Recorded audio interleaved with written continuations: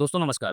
मैं नीलवरी त्रिपाठी आज आपको एक ऐसे परिवार की गहन कहानी प्रस्तुत करने जा रहा हूँ, जिसके हाथों में भारत के सूचना तंत्र की बागडोर है, लेकिन जिसके बारे में देश के 99% लोगों ने कभी गंभीरता से सुना तक नहीं होगा। हम बात कर रहे हैं साहू जैन परिवार की, भारत के सबसे बड़े और प्रभावशाली मीडिया समूह टाइम्स ग्रुप के मालिकों की। क्या आप कल्पना कर सकते हैं कि देश में एक ऐसा परिवार है जो अगर चाहे तो मीडिया के माध्यम से एक दिन में किसी भी राजनीतिक दल को जनमानस में उभार सकती है और दूसरे दिन ही उसे डुबो सकती है।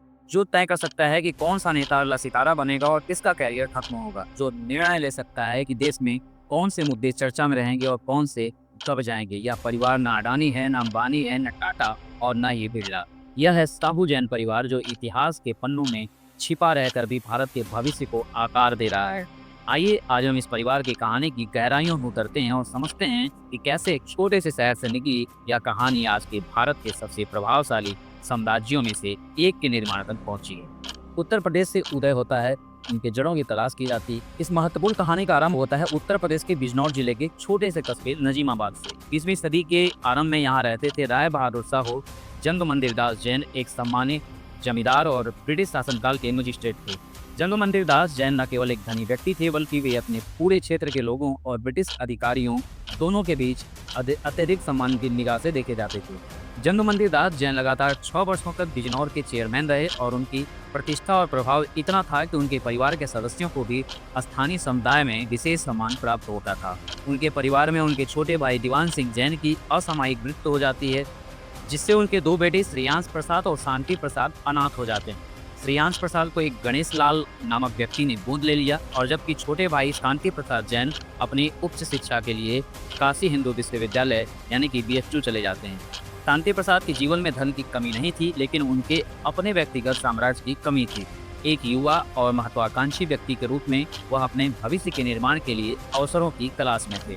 डालमिया परिवार से संबंध यहाँ पे एक रणनीतिक गठबंधन की भी चर्चा होती है। शांति प्रसाद के जीवन में निर्णायक मोड़ आया 1932 में, जब उनकी शादी रामकृष्ण डालमिया की पुत्री रमा से हो जाती है। रामकृष्ण डालमिया उस समय के सबसे प्रभावशाली औद्योगिक घरानों में से एक के प्रमुख थे और ब्रिटिश शासनकाल में भारतीय उद्योग जगत के अग्रणी नेताओं में गिने जाते थे। शांति प्रसाद जैन वित्त, अर्थशास्त्र और वाणिज्य के क्षेत्र में प्रतिभाशाली थे और उन्होंने अपनी व्यावसायिक समझ और प्रबंधन कौशल से अपने ससुर रामकृष्ण डालमिया को इतना प्रभावित कर दिया कि वे धीरे धीरे डालमिया समूह के कई व्यापारिक उद्यमों का प्रबंधन अपने हाथों में लेने लगे।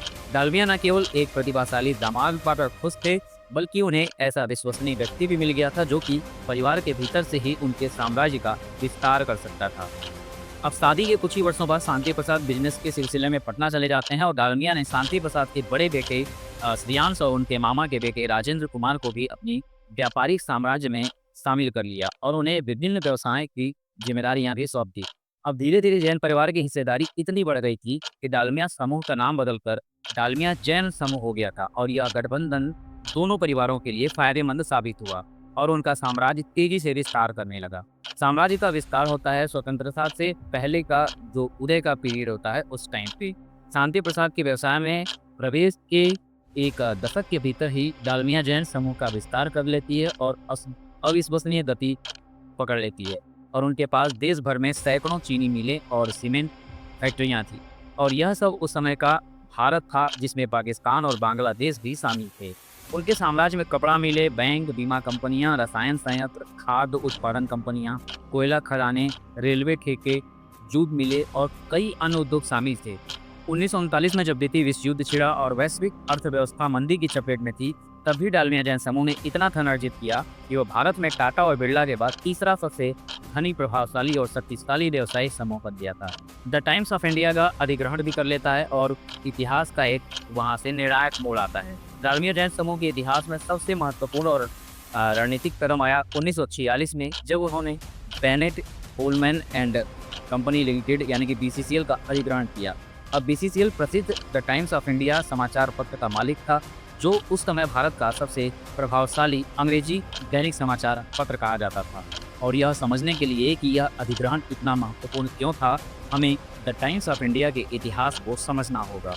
3 नवंबर 1929 को Bombay times and journal of commerce नामक एक द्वि-साप्ताहिक अंग्रेजी पत्र का प्रकाशन शुरू होता है, जो बाद में एक दैनिक समाचार बन जाता है।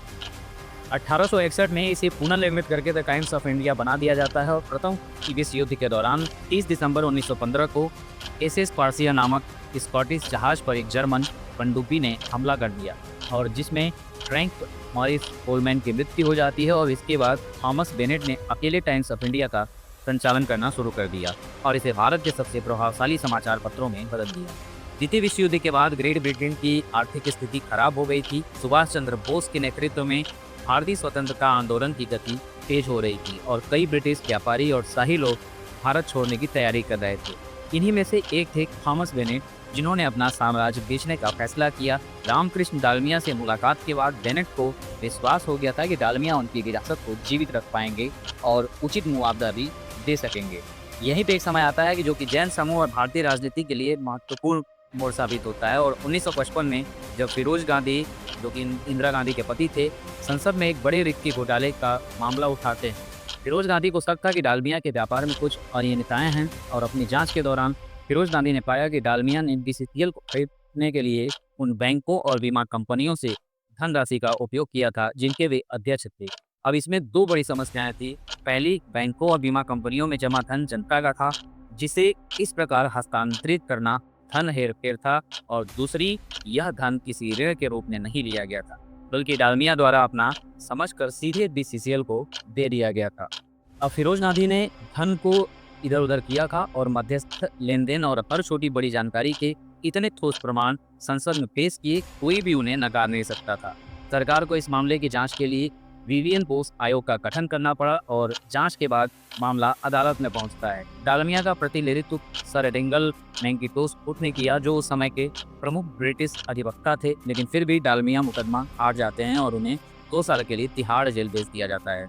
हालांकि बीसीसीएल पर किसी भी प्रकार का जुर्माना नहीं लगाया गया और जेल की सजा मिलने के बाद रामकृष्ण डालमिया ने कंपनी की स्वामित्व अपने दामाद शांति प्रसाद जैन को हस्तांतरित कर देते हैं। डालमिया के जेल में रहने के दौरान शांति प्रसाद जैन ने कंपनी पर अपना पूरा नियंत्रण ले लिया। डालमिया ने अपना अधिकांश जेल समय अस्पताल में ही बिताया और जहां उन्हें विशेष सुविधा मिली, और जब 2 साल बाद डालमिया जेल से रिहा हुए तो उन्होंने अपनी कंपनी पर फिर से नियंत्रण करने की इच्छा व्यक्त की। लेकिन यहाँ पर एक ऐसी घटना घटी जिसकी किसी को भी उम्मीद नहीं थी। शांति प्रसाद जैन ने डालमिया के प्रयासों को खारिज कर दिया और कंपनी का नियंत्रण अपने पास ही रखा। कुछ वर्षों बाद एक औपचारिक अधिग्रहण के तहत बीसीसीएल की पूरी स्वामित्व साहू जैन परिवार के पास चली गई और इस प्रकार दामाद ने ससुर के साम्राज्य पर कब्जा कर लिया और भारत के सबसे शक्तिशाली मीडिया समूह का एक नया युग शुरू हो जाता है। मीडिया कितनी बड़ी शक्ति है और किस प्रकार लोगों की धारणा को प्रभावित कर सकती है, इसका एक स्पष्ट उदाहरण शांति प्रसाद जैन के साथ हुई घटना से समझा जा सकता है।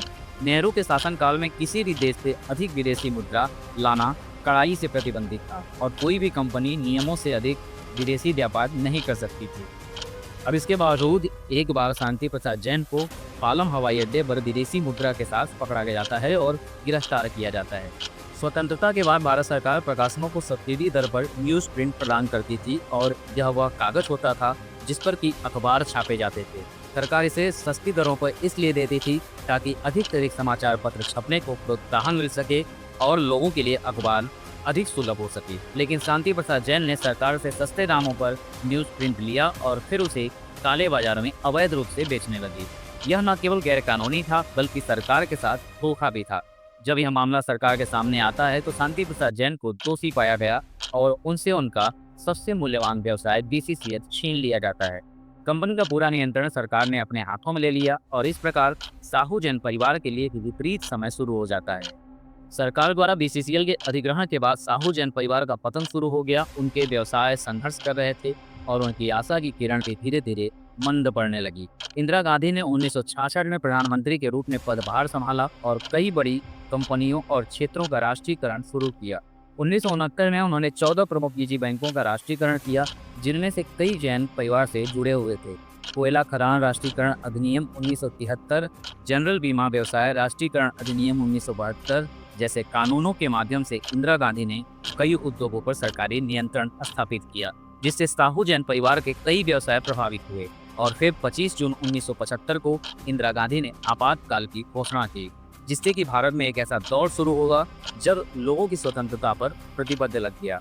हालांकि आश्चर्यजनक रूप से इंदिरा गांधी ने अचानक टाइम्स ऑफ इंडिया की स्वामित्व शांति प्रसाद के बेटे अशोक जैन को हस्तांतरित कर दी थी और इस हस्तांतरण की शर्तें क्या थी यह स्पष्ट नहीं है।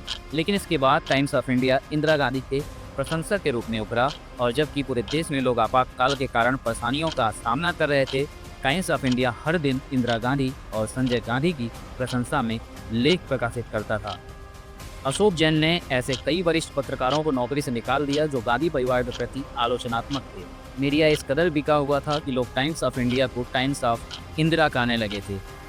आज साहू जैन परिवार का मीडिया साम्राज्य विशाल और सर्वव्यापी है। टाइम्स ऑफ इंडिया दुनिया का सबसे अधिक बिकने वाला अंग्रेजी समाचार पत्र है। यह एक ऐसी उपलब्धि है जो एक गैर अंग्रेजी भाषी देश में किसी भी अन्य अंग्रेजी अखबार में हासिल नहीं की है। अब इसके अलावा उनके पास द इकोनॉमिक टाइम है जिसकी रिपोर्ट शेयर बाजार की स्थिति पर गहरा प्रभाव डालती है।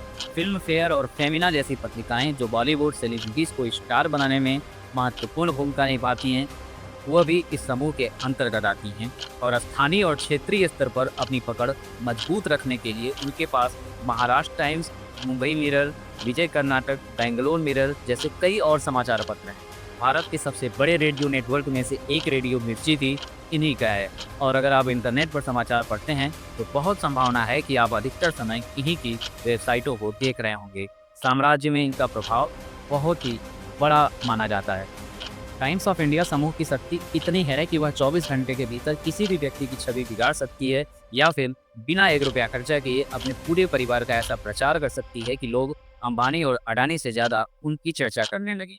या परिवार तय कर सकता है कि कौन सा राजनेता अगली सरकार बनाएगी और कौन सा फिल्म स्टार अगला सुपरस्टार बनेगा और कौन सा उत्पाद अगला ब्रांड लीडर होगा। उनके पास जनमत को आकार देने की एक अद्वितीय क्षमता है और हालांकि इस साम्राज्य की अपनी एक अलग ही चुनौतियां और आलोचनाएं भी हैं। कई विश्लेषकों का मानना है कि इतनी अधिक मीडिया शक्ति का एकत्रीकरण लोकतंत्र के लिए स्वस्थ नहीं है। मीडिया की स्वतंत्रता और निष्पक्षता पर सवाल उठता है जब एक ही परिवार इतने बड़े हिस्से पर नियंत्रण रखता है।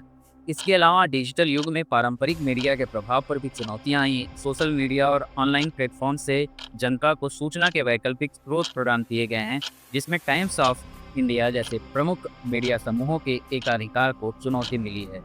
दोस्तों, साहू जैन परिवार की कहानी हमें बताती है कि सच्ची शक्ति अक्सर पर्दे के पीछे से काम करती है जबकि हम सभी अंबानी, अडानी, टाटा और बिरला जैसे नामों से परिचित हैं। साहू जैन जैसे परिवार जो शायद उतने चर्चित नहीं हैं, वास्तव में राष्ट्र के भविष्य को आकार देने में एक महत्वपूर्ण भूमिका निभा सकते हैं। उनका मीडिया साम्राज्य न केवल जनमत को प्रभावित करता है बल्कि यह तय करता है कि हम क्या सोचते हैं, क्या महत्वपूर्ण मानते हैं और किसे अपना नेता चुनते हैं। यह एक ऐसी शक्ति है जो चुनाव से अधिक प्रभावशाली हो सकती है, लेकिन जैसे जैसे भारत विकसित होता है और जनता अधिक जागरूक हो जाती है, इस प्रकार के मीडिया साम्राज्यों के लिए भी अपनी रणनीति और प्रासंगिकता को बनाए रखने के लिए अनुकूल होना आवश्यक होगा। यह कहानी हमें याद दिलाती है कि हमें हमेशा सतर्क रहना चाहिए और यह समझना चाहिए कि हमारी धारणाओं और विचारों को कौन कौन आकार दे रहा है, क्योंकि जैसा कि इतिहास ने हमें सिखाया है, जिनके पास सूचना का नियंत्रण है वे अक्सर सत्ता के वास्तविक धारक होते हैं। मैं नील मणि त्रिपाठी इस वीडियो के अंत में आपसे प्रश्न करना चाहता हूं कि क्या आपने कभी साहू जैन परिवार के बारे में सुना है और आप क्या सोचते हैं कि एक लोकतंत्र में इतनी मीडिया शक्ति का एकत्रीकरण स्वस्थ है समाज के लिए या नहीं? अपने विचारों को कमेंट में ज़रूर शेयर करें और अगर आपको ये लगता है कि वीडियो अच्छी बनी है, इंफॉर्मेटिव बनी है तो कृपया इसे लाइक जरूर कर दीजिएगा और शेयर करना बिल्कुल मत भूलिएगा। मिलते हैं अपने अगले वीडियो में, तब तक के लिए जय हिंद।